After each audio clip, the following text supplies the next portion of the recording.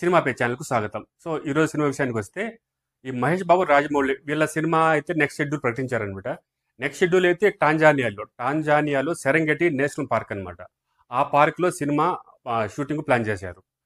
So ఈ సినిమాను యాక్చువల్గా మన తెలుగులో అయితే కేఎల్ నారాయణ అంటే Durga art production KL Narayana గారు ఈ సినిమా నిర్మిస్తున్నారు.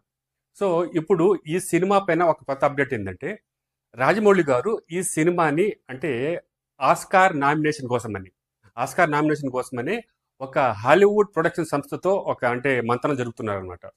సో ఎందుకంటే ఈ సినిమాకి ప్రత్యేకంగా ఆస్కార్ అవార్డులకి నామినేట్ చేయాలి. అంటే ఇంతకుముందు త్రిబుల్ ఆర్ చేసినప్పుడు త్రిబుల్ ఆర్ సినిమాలో ఒక ఆస్కార్ అయితే తెచ్చాడు.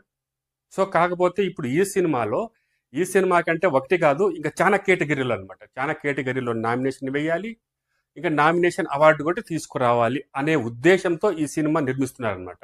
సో దాదాపు ఈ సినిమా ఖర్చు కూడా 1000 కోట్ల వరకు అనౌన్స్ చేశారు. 1000 కోట్లు అంటే ఇప్పుడు హాలీవుడ్ రేంజ్లో ఈ సినిమాను ప్లాన్ చేస్తారు కాబట్టి ఈ సినిమాని ఆస్కార్ రేంజ్కి తీసుకెళ్లాలంటే ఈ సినిమాని ఇంగ్లీష్లో డైరెక్ట్గా చేయాలి.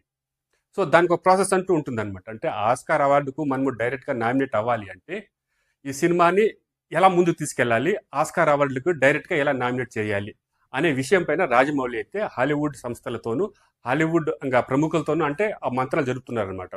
సో కాబట్టి ఈ సినిమాను డైరెక్ట్గా ఆస్కార్ అవార్డుకి డైరెక్ట్గా నామినేట్ చేసి ఈసారి వీలైనంత ఎక్కువ ఆస్కార్ అవార్డులు ఈ సినిమాతో దేశానికి తీసుకురావాలనే ఉద్దేశంతో ఉన్నారనమాట.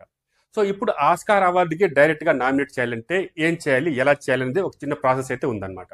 సో ఈ ప్రాసెస్ ఏంటంటే ఇప్పుడు యాక్చువల్గా దుర్గా ఆర్ట్ ప్రొడక్షన్ అంటే తెలుగులో ఈ ప్రొడక్షన్ సంస్థ మీద చేస్తున్నారనమాట.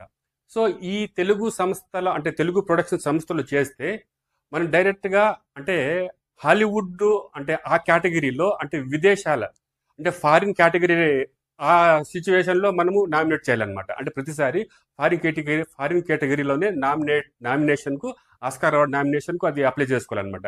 అది కొంచెం అంటే ఆ విధంగా చేస్తే ఆస్కార్ అవార్డులు రావడం కూడా చాలా తక్కువ అవుతుంది అనమాట. అంటే ఫస్ట్ ప్రయారిటీ అంటే లోకలే కదా, ఇది ఫారిన్ కేటగిరీ కాబట్టి ఫారిన్ కేటగిరీ వాళ్ళకు కొంచెం అవకాశాలు తక్కువగా ఉంటాయి. అందుకని ఈసారి అలా కాకుండా డైరెక్ట్గా ఇంగ్లీష్లోని హాలీవుడ్ కేటగిరీ